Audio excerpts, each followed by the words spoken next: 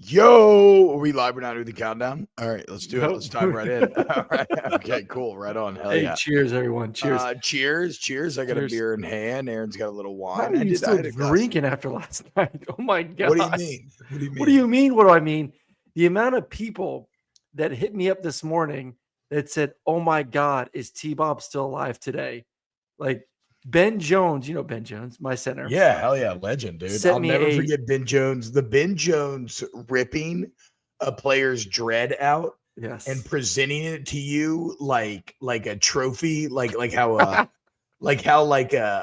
cat brings back like a dead bird to its owner or something, and then hanging it in his room to turn on and off the lights is like my favorite story of all time. Oh yeah, just classic Ben. But anyways, he sent me he's in a group thread of a bunch of his buddies, I think, that played college football, that played in the NFL. And all of them were like, holy shit, this TBob guy is about to die right now. See, what's crazy to me is I was like, that was kind of light work yesterday. I've had Whether way they were a little crazier worried that you and Moscano were going to get into a fight at one point at the beginning. Nah, man. Look, it's the clown in the street, man. It's a comedy. Okay. It's a comedy style, and it's not unlike this show, except you're not a huge douche like Matt. No, I'm just kidding. I love Matt. No, bro, that was not a fun hour and a half show to do. Oh, I will tell you that it is not fun when you get your teeth kicked in to the point where you swallow your own teeth. I felt like Edward Norton. Was it him, or does he make somebody bite the curb? Whatever. I felt like I was in American History X and I had to bite the curb and somebody curb stomped me. It was brutal. And it's about to get more brutal because I'm about to sit down immediately when we get done here and I'm about to watch that film. And good God. So what this show right here is a little impromptu. Me and Aaron, we wanted to get a weekend reaction show in, right? So this is going to be kind of our surface level reactions to all the big games. We are going to break down UJ Ole Miss, which Aaron's already gone into in depth in a breakout. If you want to go check that out, we'll break down LSU Bama, which I'll be going in depth post film review on tomorrow. So really, like, this conversation night will only exist here in this live and on the podcast feed. We'll talk Miami, Georgia Tech. We'll talk Michigan, Indiana, BYU, Utah, and Colorado, Texas Tech. But you want to stick with the LSU games? We're on that. Yeah, might as well. B2 Lotto 24. What was worse, 29-0 in 2018 or 42-13 last night? I would say last night because at least in 18 you could say it was Nick Saban. Yeah, exactly. Hit the nail on the head. Yeah. Right. This was your chance to reinforce all of Alabama's insecurities about being in a post-Saban age, everything we talked about, taking out the playoff, all that sort of stuff. And then on the other side of it, not only do you not do that, but like you put them over in a big way and give them a ton of confidence now going forward. You empower with the knowledge that, okay, maybe a post-Saban age, we're still really damn good. And now after the last 6 quarters of football that we've seen out of LSU, a season that, through the first half of A&M, everybody's like, okay, LSU might actually be a playoff team. Like Garrett Nussmeier might be like the best quarterback in the country. And in 6 quarters, it has completely fucking dissipated. Like it is actually shocking how different you think about this LSU team now than you did 90 minutes of football ago. Well, not only LSU, but what I think about Alabama as well. Like I look at Alabama all of a sudden as a 7-2 team, 4-2 in the conference play, as a contender to win the SEC and as a contender to win a national championship. I could not have said that 2 days ago. Like I thought Alabama, obviously we both picked Alabama to lose this game, LSU to win it. So, in my opinion, Alabama was not going to make the playoffs. Now I sit back and say, the win versus Missouri was great, shutout, but it's not a great Missouri team. They was on their backup quarterback, whatever. But to go into Baton Rouge after a bye week when LSU just knows that we have to, in the Death Valley, nighttime, LSU knows it's a playoff game. They got to stop the run. The vibes were elite too. I actually went to campus yesterday for an 07 reunion, and the vibes were peak tier.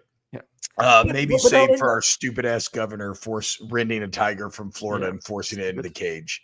So Bad greenery there. not only could you not stop the run game and the offense, but you could not throw the football. Like that was my biggest concern. What You know, has as we happened get to the LSU offense? What has happened but to is the it LSU LSU's offense? offense, or is it like, do we need to start giving Alabama more credit in their defense? Like this is maybe Alabama's coming into their own at the right time. Like, is Alabama now peaking at the perfect time where we had him for dead? You're not going to make the playoffs. All of a sudden, like, holy shit! Like this team could be one of the best teams in the country.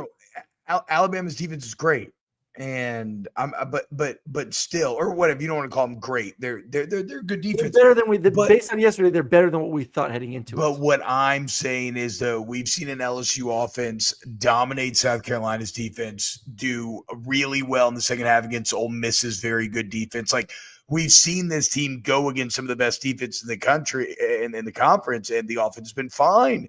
That's why I'm actually really intrigued to dive into this film, because yesterday wasn't even like A&M. It was just a complete disaster.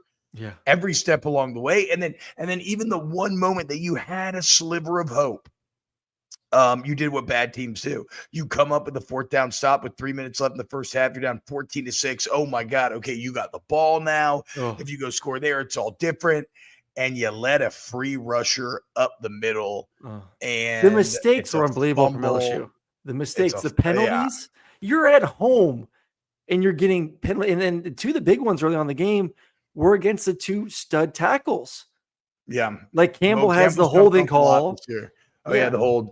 Which, it was a good call. It was a good call. It was a great call. That was on him. He bear hugged old boy. Nuss is not trash. Nuss is not trash, guys. But he's struggling right now. He's a first-year starter, dude. He was hot. Now he's having to figure out how to make it through some adversity. But in terms of like actual great analysis, I don't know that I have a ton here, except that I thought Jalen Milroe was elite. Looked very sharp, completely dominated the game, took over the game. As you said, you had 2 weeks knowing you had to stop him after the Marcel Reed embarrassment. And as we said, Lenore Sellers was getting you, but you did shut down Taylor Green. Which would you be closer to? Well, I mean, obviously Milroe is better than both those guys. We know that. But like his speed just outclassed everybody on that field.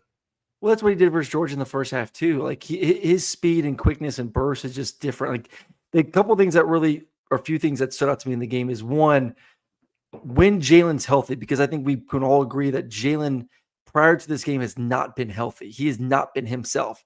If you get that version of Jalen Milroe each and every week, I don't know how you stop him. I truly don't. He took care of the football. He ran it effectively. He took completions, which I think was great. Like how many checkdowns did he take early in that football game? And just dinking and dunking, get the ball to Jam, get the ball to Justice, just get the ball to my hands, make LSU tackle in space, make them go sideline to sideline, and then bam, all of a sudden Jalen's going to hit you right down the throat for a big yard gain with his leg. So I thought he played really, really well just overall. And then Alabama's defense's ability early on to limit the catches from receivers for LSU. Herbstreit said it a bunch during the game. I mean, it felt like it was over a quarter and a half before an LSU receiver had a catch in the game. Yeah. That was wild. Kyron Lacey dropping that touchdown first drive was fucking brutal. I mean, you get all the way down there, chance to tie it up at 7 apiece, game on, and then it's 7-3. And really from there, everything just went downhill. I will say this too. It's your birthday today, Aaron? Yeah, thank you. Wait, what? 34.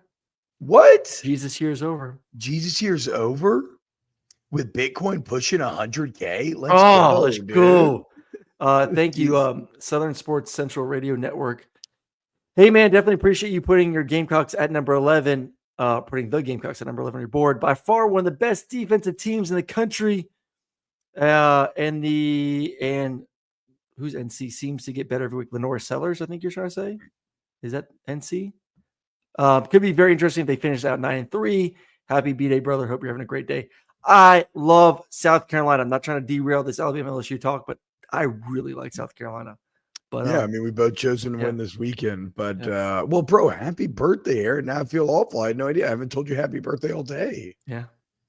Happy Well, I birthday, kind of man. figured you wouldn't know after watching some of your highlights from your show last night, so it's okay. Again, I mean, I was drunk, but like You chugged 2 mezcals within 20 seconds. Oh, well, actually, they were both doubles. So that was 4 Yeah. mezcals. Yeah. I did forget about that. But still, I mean, okay, that's maybe a step outside of the norm there. But like that is that show. Whatever. Happy birthday, dude. I'm very happy for Thank you everyone in the I'm chat very happy for I hope you had a great birthday. that. I mean, this is also bad for LSU. Not that this really matters that much, but you had a ton of recruits there for football, basketball, women's basketball. You had everybody there, and you just got your shit kicked in. And what a massive win for Kalen DeBoer here in year number 1 to calm down the masses, let them know, no, we're still here. One thing that LSU definitely, and then we'll move on from here. It was an epic Bama performance, Tesla Talk. It's well said. I mean, this was as – and it's funny because I kept mentioning the Alabama fans' confidence kind of teetering on a knife's edge, right? And this is your chance to break them. But I mean, you could flip it back on the LSU fans because it's the same thing. This is the first post-Saban year. You beat them in Death Valley 2 years ago. This was your chance to prove that, no, now this is different. And now you kind of throw up your hands. You say, wait, well, what the fuck? And we got Brian Kelly. They don't even have Nick Saban anymore. And this shit is still happening. Like, that's the same exact shit we saw every single time with Nick Saban. And so all that mental insecurity talk really rebounds right back and is now just like, now LSU fan. I mean, do you know how many articles I've read today about like Brian Kelly's not the guy and Scott Woodward fucked up higher? And let's slow that down. I still think Brian Kelly is that dude at LSU. This is the issue that started the season off. What did we say about LSU? The defense was gonna struggle. I had LSU a month ago, and Baker told me, he's like, this is still, there's a lot that needs to be improved on the side of the football. Then with 3 guys on defensive line during the spring. No, they don't have anyone. We said it too, like I think I said on this show in our breakdown, but I've been saying a lot, but like the question with the defense this last game was, could you do enough? And then the offense was still going to have to win you the game. The offense is the strength of this LSU team. And I would argue the defense actually did do enough until the offense broke them. I'm talking about that fumble. The 4th down. When it's 14-6 and you come up with it, that's a whole half of football. Yes. Where you've held them to 14. You give them the turnover. Like at that point, the offense, instead they make it 21-6 and it's like your back's broken. Yeah. So like, I think the offense is the root of all evils here, even though that was a tough 2 play. That was because Alabama's running it. They're being physical. They're punching in the mouth. And you're just gasping for air just to get on the sideline, just to celebrate. And literally, you get off the field, probably are just taking your helmet off, and then bam, fumble. You got to get your ass right back out there, sudden change. And like, yes, you practice sudden change, but it's still not in that situation where you are getting hit in the mouth over and over and over and over again, and you're trying to defend maybe the best athlete in all of college football, in Jalen Milroe. And it just, I'm with you. Like, that to me was a breaking point of when they got the ball back and scored. I was like, this is over. That was it. That was throw the flag in. Also, oh shit, what was I going to say? Oh, I thought Alabama was awesome on 3rd down. You know, early on, you kept getting the short 3rd down. Bunch. It was 3rd and short a bunch. Yeah, that's true. But even when it wasn't 13. 10-13. Yeah, that's what I'm saying. See, there you go. Exactly. And which to your point, because you're running the ball, you're staying on schedule. It's everything that LSU has not done. And also, final thought here, the Garrett Dellinger absence was just as big as we knew it was going to be. The drop-off in this line, which already can't run block, but the great pass block. So the drop-off going from Dellinger to a redshirt freshman, and then the effect that even has on your freshman center, who's kind of been, helped out by having 2 stalwart seniors next to him. There's a knock-on effect there where LSU's just the offensive line, the offense did not look good. No. At all. So shout out to Alabama, man. Dominant win. That was awesome. If you're an Alabama Crimson Tide fan, you should feel great. Elite win. Like, you and Ole Miss fans, this weekend is yours. Yep. along with BYU and Indiana. We'll get there. So enjoy this. Should I wish college I had football? four. I Should wish I college had football 4 be more scared of mezcals Alabama? to chug right now. Should college football be scared of Alabama right now? If they play like that, like you've seen first half against Georgia, now a complete game versus LSU where they look.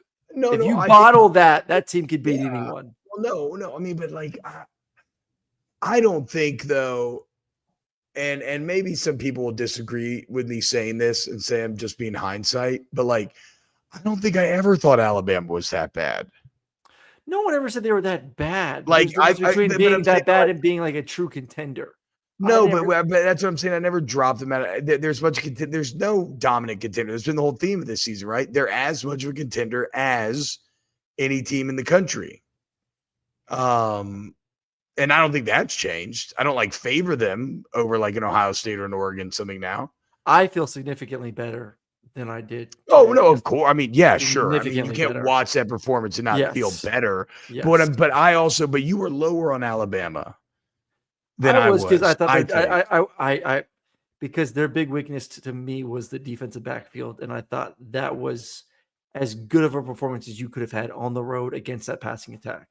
You could not have asked. I've told you at the jump from this game that when I looked at it first instinct, you don't like what you see in terms of LSU not being able to exploit their weakness, which may be defending the run. LSU can't run.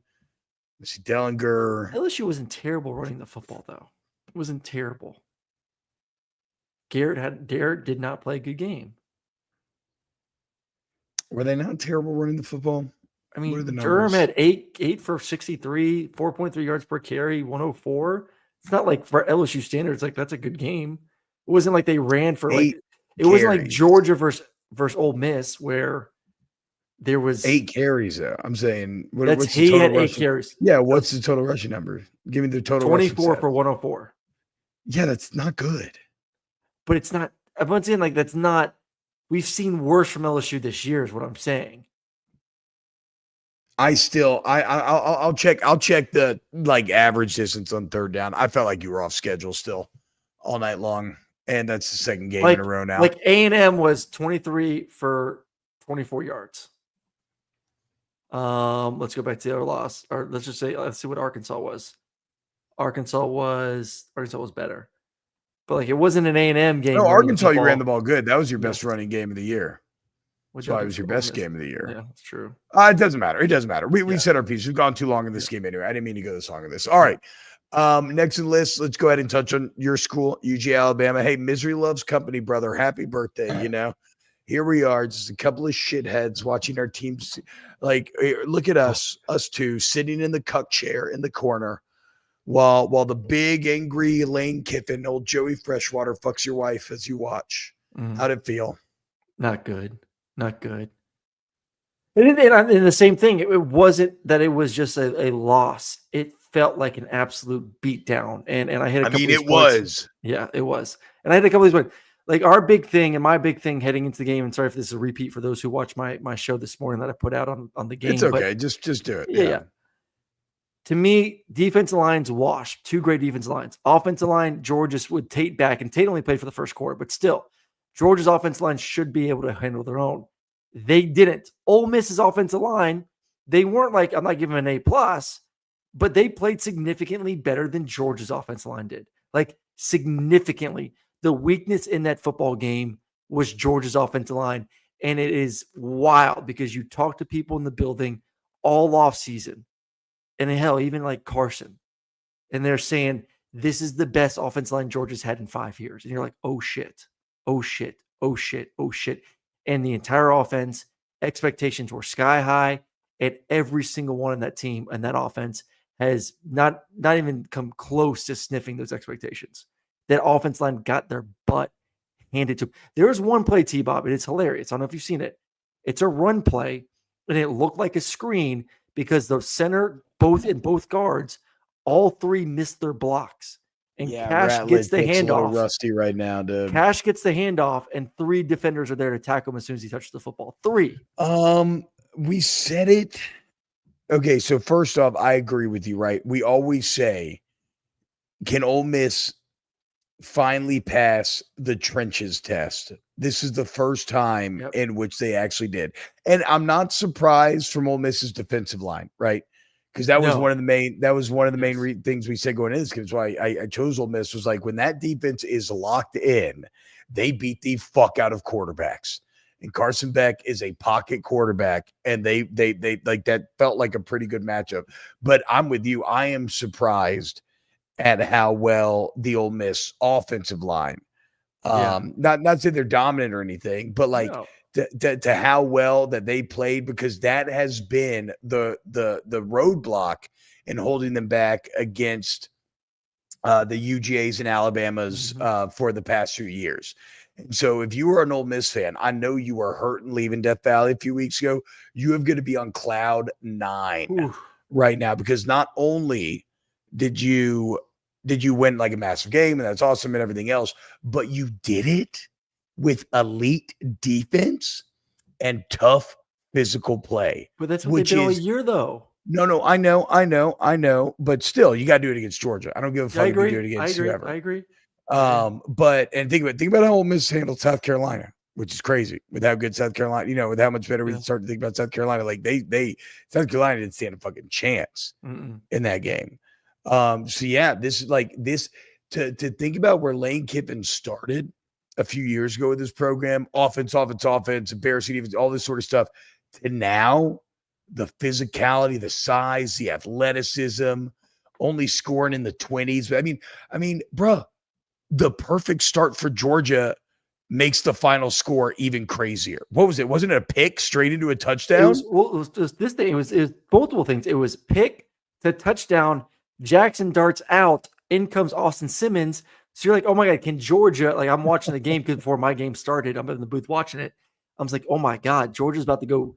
They're about to go 3 and out again with a young quarterback, get the ball good field position, score, go 14-0, shut the crowd out. Georgia's going to run away with the game.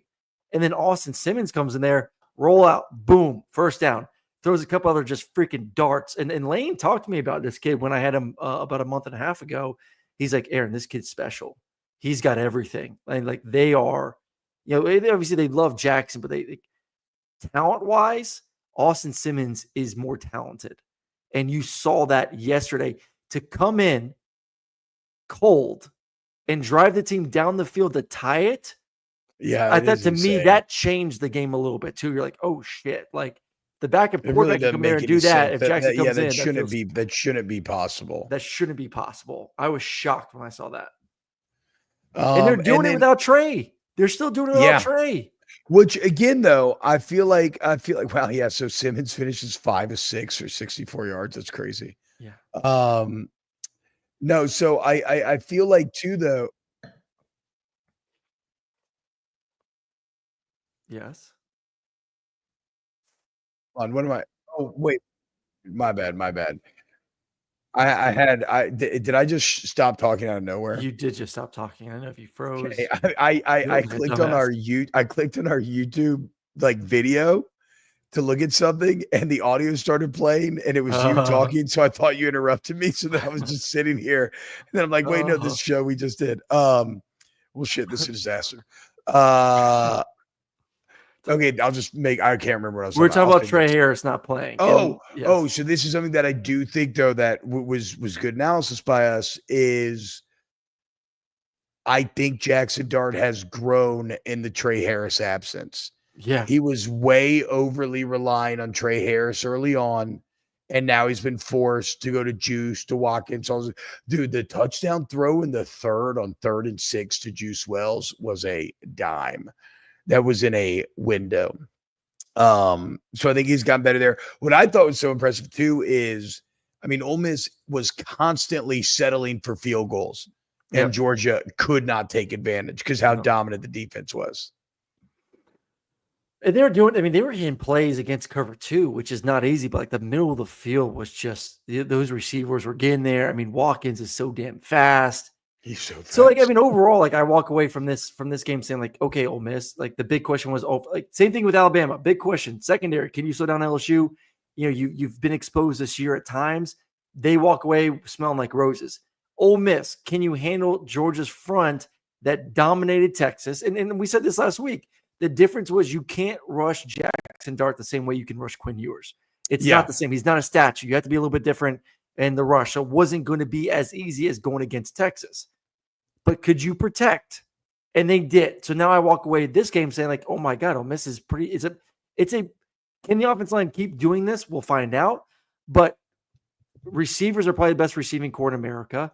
Jackson right now is my new number one quarterback in the SEC. Defense is legit in all three levels. This is a damn good football team. Damn good football team.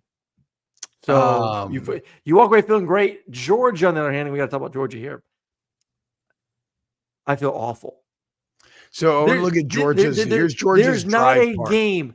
There is not a game this season because I put out my rankings for top 12, and I get a bunch of people text me like, "I can't believe you don't have Georgia top 12." And I text back like, "What game is Georgia dominated this season? What game have you walked away saying like, oh my God?" I know you're going to say first half of Clemson. No, I'm talking about an entire football game. The one. An entire football game. Have you walked away saying like, "My God, that team's dominant"? Yeah. Not one. Well, I mean, it's a point that you've been making all year, and I've kind of been making fun of you, accusing you of just like fear or lack of perspective. But I think you're actually right. It sucks. It wasn't always like that.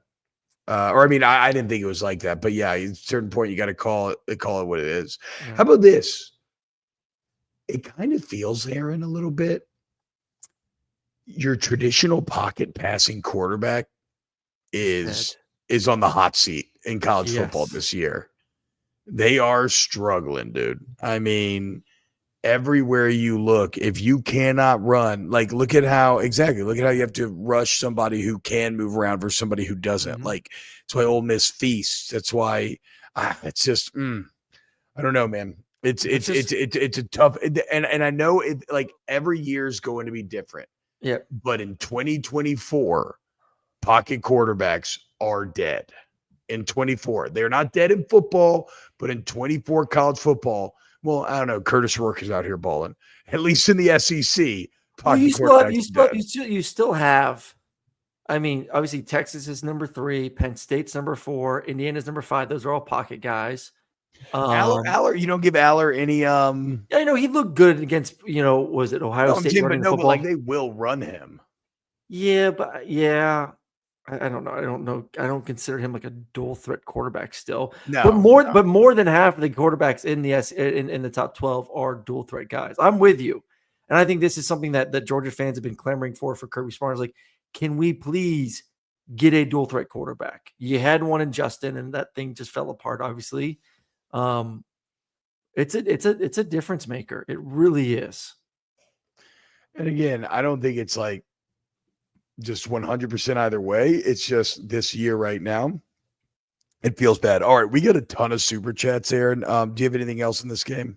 I do want to get to Cameron Souter chat before the super chats because this is interesting. Pocket passers are down this year because of the mediocrity of the O-line. And I talked to Sam Pittman about this a month or so ago. And this was kind of his big thing is like you can't build depth. You can't build any sort of unit camaraderie at the offensive line because of guys moving around, guys transferring, guys not wanting to sit. All it takes is one or two guys to get hurt, and all of a sudden you're bringing a guy that's probably your third string guy, but now is your second string guy because the second string guy wanted to go somewhere else. LSU. What's happened to LSU? I mean, that was their fourth string guy because Lance Hurd went to Tennessee, Tyree Adams gets hurt, and then you end up at Mabinga after that. Yeah.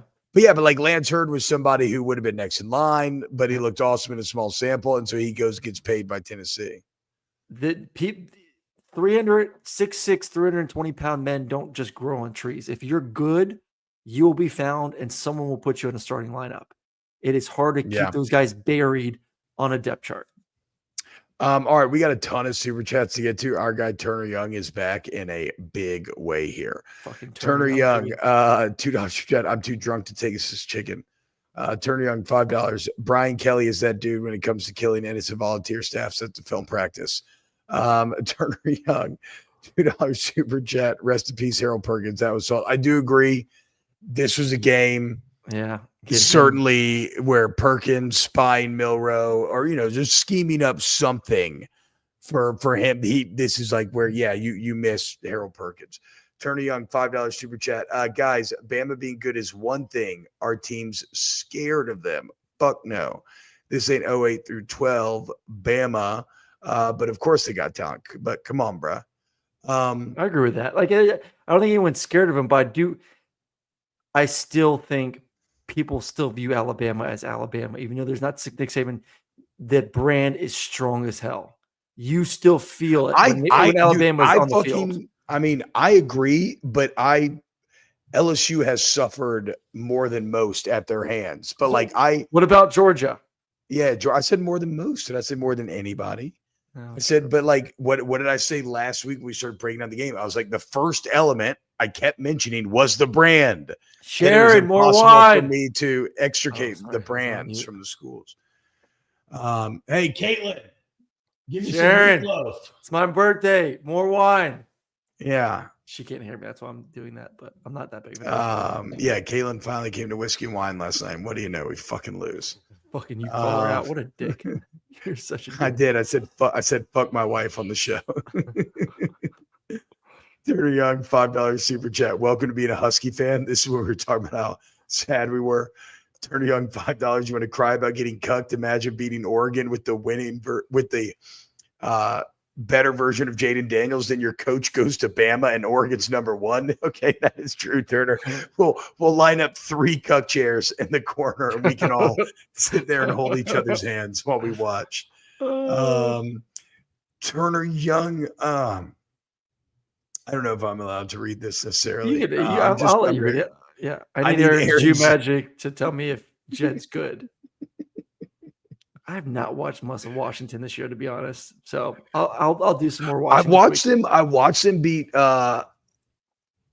Michigan, and I was impressed that. And then they beat USC, right? Yeah.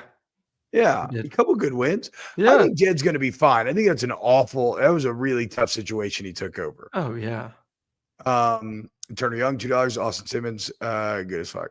All right, here we go. Who'd have for life? Chris, $5. And by the way, guys, thank you for the super chats because nowadays these actually do directly support me and Aaron. This is not where the volume just pockets it all. Who'd have for life? Chris, $5 super chat. You know my disdain should be directed at TBob as a Bama fan, but actually it's at Aaron today since he picked Bama to lose because he's a petty little bitch.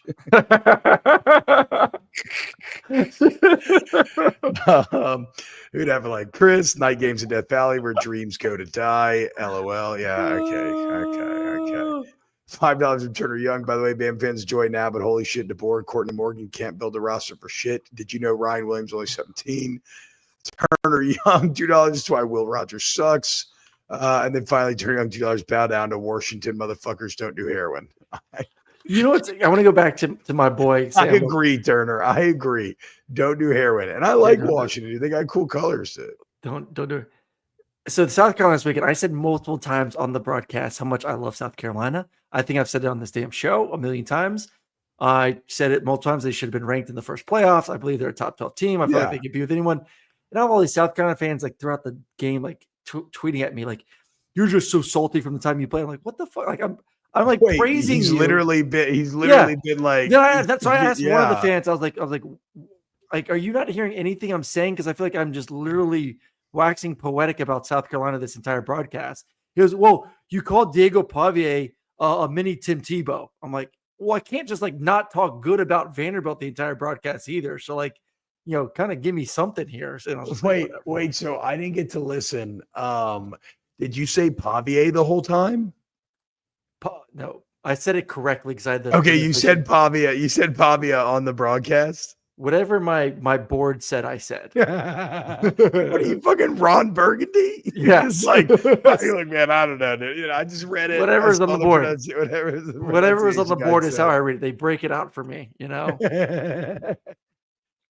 I would love for them to let me shadow you when you do an LSU game, just so I could see what it's like in the booth for a game. It was a little nerve-wracking. Who was in the booth with me this weekend was your boss, right? Well, my boss was there, but also Sankey was there. Oh, whoa. That's a powerful bro. Sankey has an aura about him when he Yeah. walks around. Like that's a powerful, He stayed with powerful us for man, like, dude. I would say like a quarter too, like the third. I think he stayed with us the entire second quarter. Then we hung out during halftime and talked for a while. You asked about the cuck chair. I've interviewed Sankey quite a few times, and I uh, always like really get my knife sharpened, and I try to seem very intelligent every time. It's like the uh, most effort I ever put into interviews. mm, mm. Oh, look at my guy Tommy McGee live from New Zealand. Always watch when I'm here at home in Australia. So glad to see TBob still Let's alive. go. What's up, Tommy? I was just talking to the homies today. I had my Shire sweatshirt on. You know, I went to my honeymoon in New Zealand, Aaron. Oh, nice. I went on a Is that where 10-day you Lord got? of the Rings tour. Yeah, it's when you fuck the midget. Well, okay, yeah, I guess that is something I said. That's true. I did, and you cannot say that word, little Why person. not? I don't think you're allowed to. I don't think you're allowed to. That's the I'm correct not sure. word. I don't think it is anymore. I don't think so. What? I don't think it's like going to get you in trouble, but I think it's a little crass. So I'm not sure. I'm not sure. Okay, the little person. I apologize. But one. I forgot I made that joke. Yeah, yeah. Yes. Shout out, beautiful country, New Zealand. Now, I know he might be from Australia. I know there's quite the rivalry there, but I love New Zealand. I like a lot of Australians too. All right, let's. We got some more super chats. We'll get there in a minute, though. Let's get to the next game first. We want to go Miami, Georgia Tech, bro. How about it? You know what's funny about Georgia Tech? Didn't it feel like checking in a little bit with like somebody you had a good weekend with, maybe a couple months back? You're like, I like that guy. That was fun, man. And then you didn't see him because, like, I remember Georgia Tech week 0 so much. That FSU game was so much fun. I remember the night before college football season being so pumped up and putting my son to bed and showing him Haynes King highlights at like midnight as we're like just staying up watching it together. And then the next day, Haynes King and Tech and those, they kick ass. Well, wouldn't you know? Here, Haynes King and the boys are again, dude. Georgia Tech getting it done, beating Miami a second year in a row. Tech beating FSU and Miami in the same year. Shout out Brent Key, dude. My takeaways from this game: we knew Miami's defense sucked. And playing Georgia Tech's like playing a triple option team. It's really hard, no short week.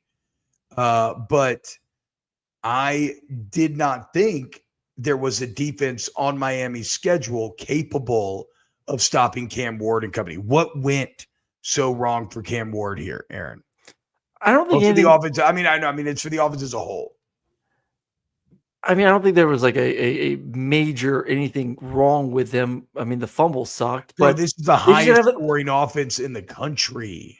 Yeah, but Georgia Tech at one point had a over 10-minute drive. That's what was wrong. They weren't on the field. Yeah. That's a problem. Like Georgia Tech did when we've seen upsets this year. Go back to Kentucky versus Ole Miss. What was the difference? Those elite offenses were not on the field. Georgia Tech went slow. They converted third downs. They were 9 of 14 on third downs. They ran the football. And like they the exact Vanderbilt, had 35 minutes of time of possession. They had 10 more minutes of time of possession over Miami. So, like, did Cam Ward have a bad day? No. Did Cam Ward miss a couple here or there? Like, yeah. And there's a couple fourth downs that Miami didn't hit. I mean, they were 1 for 4 on fourth downs, like fourth and short they couldn't get. But, like, I don't think he had a bad day by any means. He just wasn't on the field enough. Yeah. Defense stinks. Defense ended up doing him in the end.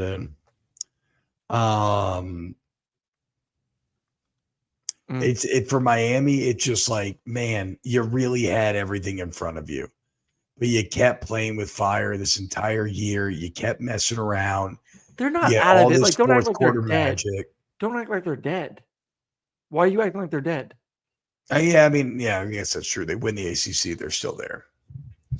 But they got to win the ACC. You ain't getting in at large now. Like there was a scenario where you were undefeated, you lose the ACC championship, you still get in. That's not the case. Miami has to win the ACC to get in. True or false?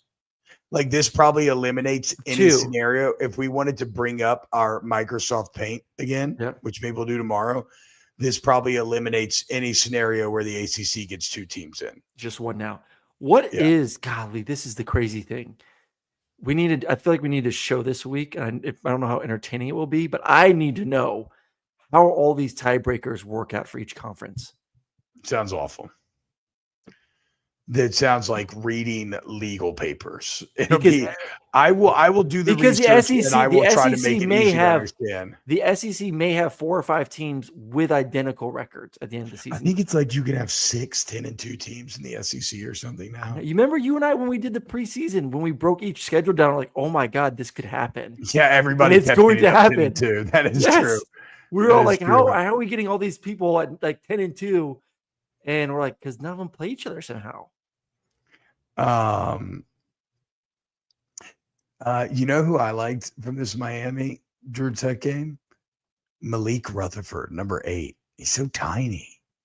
He's so tiny. He looks like a little water bug, just bebopping around at that little tunnel screen, 3rd goal touchdown he scored. I don't know how he got in, but I think it's just because like he's just too small. Nobody can tackle him. You know who I like is the Kyle Efford kid, the linebacker. Yeah, 44 with the neck roll. I mean, he's a legend. Again, though, remember how much we loved him week 0 against FSU? I haven't seen my guy in a while. It felt good to revisit Brent Key and the boys. It's Key, not Pry, right? Key. Pry's the Virginia coach, maybe. Whatever. It felt really good to revisit the boys. That's still a Georgia Tech program that's on the rise. Like that should not be taken for granted. Like they have a chance to be better. 6 wins. They're going bowling. Yeah. They're going bowling. Yeah. Okay. Prize Virginia Tech. Thank you. Yeah. Thank you. All right. Anything else in Georgia Tech, Miami? You're right. Miami's not dead. They're not dead. But they have to win the ACC. Maybe they now. are, though. No, they have to win the ACC. No, but in the sense of I just need to know what the tiebreaker look like, because right now SMU is undefeated in the conference. Clemson is also 1 loss and Miami's 1 loss. Oh, so Miami could maybe not make it depending on Clemson, you're saying? Because right now, when I look at if you go to ESPN, it says 2024 ACC standings. If you click on any ACC team, it has SMU 1, Clemson 2, Miami 3. But that's because Clemson's 6-1 and Miami's 5-1. So maybe that's just a factor of, they just have 1 more win. Okay, I'll look that up for tomorrow's show. I know you're going to be traveling. I'll look that up for tomorrow's show. God, if SMU they have the easiest Power 4 schedule in the country, I don't want them to make it. It's lame. Would you rather SMU make it or Clemson make it? SMU. Fuck Clemson. All right. So now we can do a couple of that. We still got a few games I'll touch on here. Really good game, dude. Michigan, Indiana. I think I'm gonna do a TikTok on it tomorrow. Has there ever been? There's just never been a soundbite in college football history better than I win, Google me, and now you're 10-0 for the first time in school history. Kurt Cignetti took over the losingest program in all of college football history. The Indiana Hoosiers had in year 1, he is 10-0, and he just beat the Michigan Wolverines at home in front of a capacity crowd, the defending natty champs, and he did it with defense. He did it with toughness, with winning on the line and winning in the trenches. Like we said a few weeks ago, we're like, look, Indiana's offense is one of the best in the country, full stop. Doesn't matter. No qualifiers. Don't care how they're one of the best. Bro, this fucking team is legit. Yeah. Full stop. This team can win a playoff game. I firmly believe that. I don't know if I give them championship quite level yet, but they can win a playoff game. This ain't SMU gets in the playoff. That feels fluky to me. Indiana does not at all. No, I mean, because they're the defense is great. The defense has been great all year. They're physical. Curtis at quarterback is tremendous. I like their receivers. I think they're good on the outside. And listen, they missed some opportunities versus Michigan there in the second half. I mean, they kind of stalled out a little bit. They were up 17-3 at halftime. Yeah. They looked like they were gonna pour it on him. A couple protection issues in the second half, and then a couple either missed throws, ball was just slightly off, and then a couple that just went through the receiver's hands where they've been pretty reliable on the outside. I think if you play that game over again, I think they beat them by 2 scores. I think this is a really good Indiana team. I know Michigan is nothing to write home about this year, but I'm with you. Like, they're just balanced. Like, there has been a game this year where I'm like, oh my God, one side of the ball sucks. Like, even only scoring 20 points against Michigan, there was a lot of good from the offense for like the first half. And the second half was bad, just wasn't as great. And the defense got their job done. Well, and great teams, Aaron, a hallmark of a great team is always winning in multiple ways, right? So you can win when the offense dominates, or some days the offense is going to have it. And that's still a very good Michigan defense. Yeah. And again, we can't overlook this. Like, I know Michigan's not good this year. But this is Indy fucking Anna. Yeah. Like on a player to player basis, just I like, there's no way they should be close to Michigan or any of these schools. Like, it shouldn't feel run of a mill. It should not feel normal.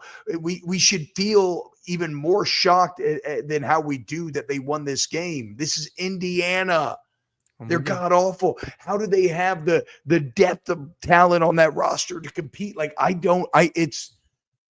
it's wild, man. And now he's 10-0 for the first time in school history. This basically guarantees a playoff appearance for the Indiana Hoosiers. And who they got left? Ohio State and Purdue. What about, do you think Curtis Rourke, there's no Heisman buzz because he got hurt? No, I don't think there's Heisman buzz because they haven't been in big time games this year. Yeah, that's true. Even like this game, like how many people watched that game live besides the game versus Nebraska? And I still don't know how many people even watched that live. I know we did, just because, obviously we love Nebraska. But I mean, Florida National, Western Illinois, UCLA, Charlotte, Maryland, Northwestern, Nebraska, Washington, Michigan State, Michigan. How many games have people truly watched him play? Yeah, they dominated UCLA. Hey, UCLA's kind of good now, dude. Shout out to Sean Foster. 3 nice wins in a row. I know. Where are they located? I think they're in Los Angeles. And the stats aren't like super sexy. They were for a while. Pre-injury, they were. Yes. He was the most efficient quarterback, and he was the highest rated quarterback in the country. But they probably fell off a bit. He's probably not far off, though. But no, and so Turner in the chat saying they're mostly JMU players. There's a lot of JMU players, but there's a lot of smart. Look, it's great. Yeah, there you go. It's great roster building from Cignetti. He kept where Indiana was good, which was basically just the offensive line, because of course that's what Indiana should be good at. And then they went and found Rourke, a 2-time all MAC player, quarterback, upperclassman to play the most important position. And then he brought over a lot of his partners, and then he filled other spots, which again, so one thing about Indiana, Aaron, it is an incredibly senior laden team. So I think next year is going to be really tough, but what if Cignetti's like an elite evaluator of talent? Yeah. And what if he's able to kind of do what we've seen Lane now consistently able to do? Like, there are guys, I know the transfer portal can be very volatile, but some guys can make it a year in, year out thing. And as I said, you know what, Aaron, this is creating money for Indiana football. I'm telling you, bro, it's creating money for it. Of course it is. Everybody wants to win in football. You're a basketball school until you win in football. Yeah. They're going to want to keep this going. Cignetti could actually, I think, make them, not this good, but like maybe consistent. Oh, wow. Rourke's Canadian. I didn't know that, dude. Damn. Oh, maple syrup boy. And for Michigan, Aaron, I mean, what a disaster. What the fuck is wrong with the offense? How are you that bad? Quarterback or receivers? No, I'm saying, but how do you lose one game in 2 years and you're that bad offensively the next year? But have they been good offensively? They've just been elite defense, and they can run the football. The O-line was fucking awesome always. Yeah, it was. The running game was awesome. It. That's not even anything. Well, he lost the offensive line. Georgia's also been great offensive line running the football, and then they don't have an offensive line this year that's gone to crap too. So yeah, I mean, you did not prioritize receivers or quarterback, and you missed out on offensive linemen this year compared to years past. So you don't have anything else to fall back on. They have nothing to fall back on. There's nothing that you can say, oh, well, the offensive line's not playing great. Well, let's at least throw the football. Like, no, you can't. You don't have a quarterback that's capable, and you don't have receivers that are capable. You have a great tight end, but that's about it. So not surprising. Shout out Indiana, though. Congratulations, Hoosiers fans. I hope you're having like the best of your life. The Holy War was back. BYU, Utah, and I gotta say, man, and this will be a theme over the next couple of games we touch on at the end here. Very impressed with BYU's resilience here. That Utah Stadium was as electric as any venue in the entire country. You go down 21-10. It's a lot of football being played to get to a point where it's 21-10. That ain't like an early, like 14-0 quick lead. 21-10 means, hey, we've been doing this for a minute and we're proving to be the better team. To go down 21-10 with those stakes, undefeated season on line, no margin of error against that team that's supposed to be the big dog and is probably better than you in like a roster to roster basis, top to bottom, to find a way to come back and win in that environment is elite level toughness to me, and the hallmark of a special team and the reason why they're undefeated. And we can get into the drama of the holding call at the end and everything, but it doesn't take away what was BYU continue to make special plays when they got to have them to win. Yep. The holding call, I think, was a little BS from the views that I saw, which weren't great, but they didn't look like much to call in a game like that. How the fuck were the views so bad of the call? Know. It's crazy. It's because, it's one of these smaller games, I guess. So there's not, you don't have all the cameras, but like. Still, it was just. Sheesh. But I'm with you. By the way, I'll play the audio on tomorrow's show, but the AD went off after the game. He straight up was bitching like this game got stolen from us. I'm complaining to the refs. And we came to the Big 12 and we get dealt like this. Like, he was not. I guess I should say this too. For those that don't know, it was 4th and 11. Okay, Utah's defense is just carving BYU's offensive line. BYU's on like their own 5, 4th and 11. They get sacked, right? Yeah. Game fucking over. None. Whole crowd's going crazy. Everybody's celebrating. Oh, wait, flag, defensive holding, automatic first down. Then they go down and they make a couple plays and they kick a game-winning field goal as time expires. Well, actually, there was a return with a bunch of laterals, but they end up like the game was over. The crowd, the players, everybody celebrating, only it wasn't, and then they lose. That's an awful feeling. Which brings us to this next one. Wasted Banana saying Colorado is definitely better than BYU. Colorado and that offense and that football team takes down Texas Tech. Iowa State loses, and now all of a sudden you look at the Big 12 standings. BYU 1, Colorado at number 2 as they get ready to face Utah at home this weekend. Big noon kickoff on Fox. And then they got Kansas, Oklahoma State. They're playing good football. They're playing good football. Complete, legitimate football. Yes. Not like last year was, even though you know me, I've said this 1,000 times. People get distracted by Deion's flash, and they've always ignored his substance when it comes to coaching. But last year's Colorado team was flash and no substance. But he hadn't built the team how he wanted to yet. This year, there's some solidity there.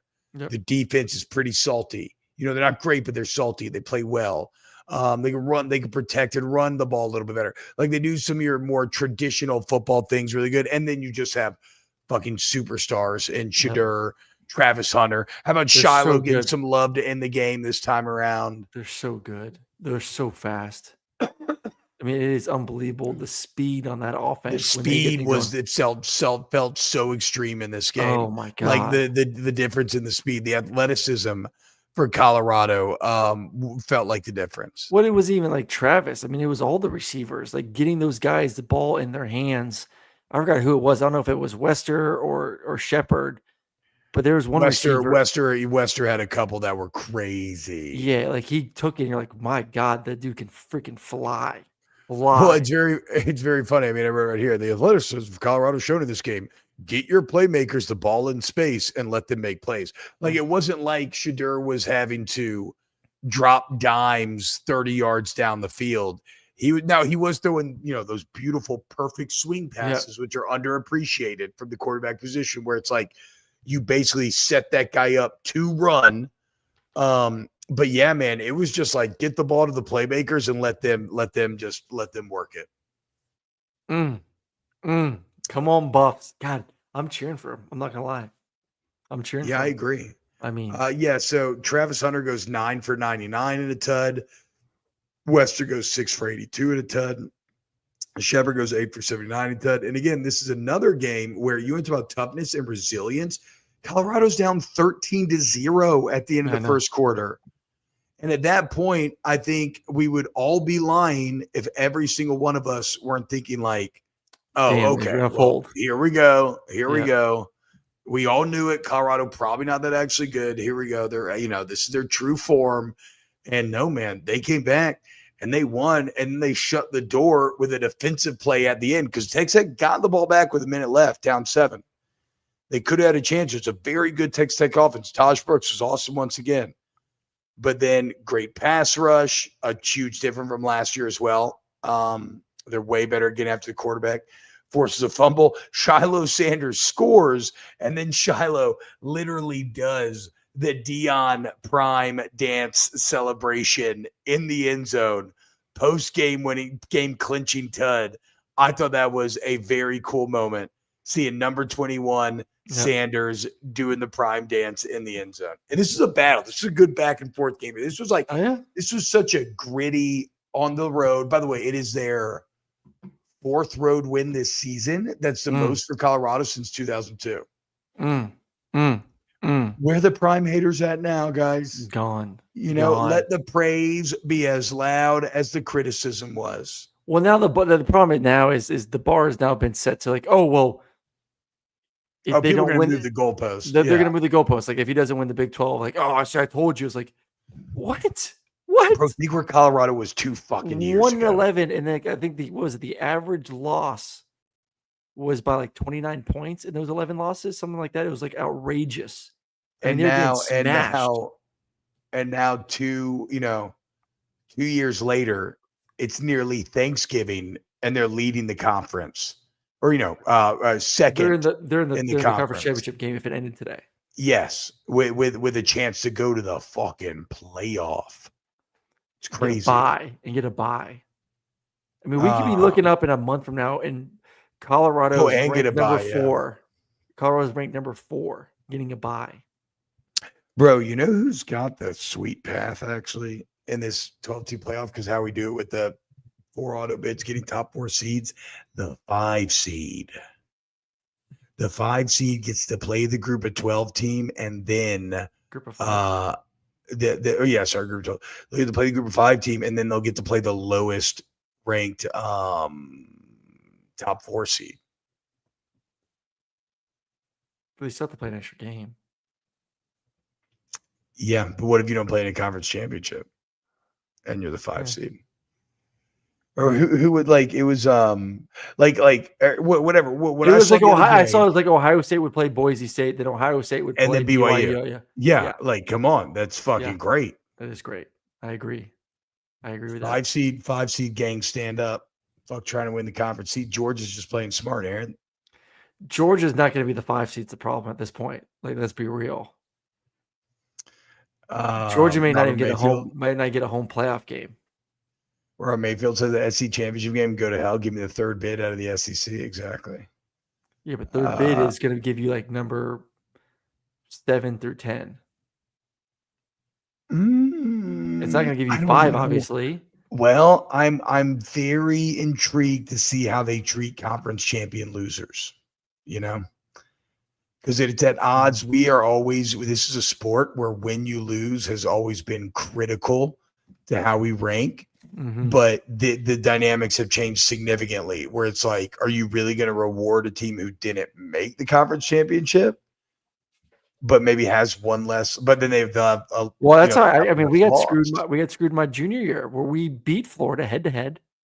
Both teams had 1 loss. We had 1 loss. They had 1 loss. We go to SEC championship game. We lose to Bama by, 3 yards. They go to the Sugar Bowl and we go to the Capital One Bowl. It's like, what? Yeah, What? exactly. How do they So get to that's a little yes. BCS game and we go to the Capital One game? We No, beat them, identical record, and we lost to Alabama by 4 points.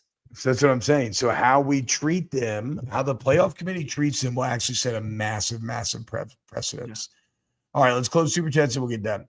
Turner Young, $2. Free Dirk. Who Dat for Life, Chris, $2. Dream in Death Valley is where miracles happen. RTR. Fuck you, piece of shit. Not really. Congrats, Alabama. I'm just angry. Turner Young, y'all remember when Megatron and Chan Gailey beat number 3 Miami? Yes, Chan Gailey. There's a name I have not heard in a long time. Turner Young, $2. Shout out to Kentucky's win over the SIP equals boom. Turner Young, slime free. Let's get you dogs out west in 2025. That'd be nice. Turner Young, cheating racist BYU. Turner Young, BYU got a bunch of 28-year-olds. They better be resilient. True that. True. And then finally, Turner, TBob with his chest hair dirty, talking about the 5 seed. Yeah, thank you, Turner, for real, man. It's very kind. Thank you to everybody who supports the show. Please hit the like button, guys. Sub. The road to 27K continues, right? Yeah.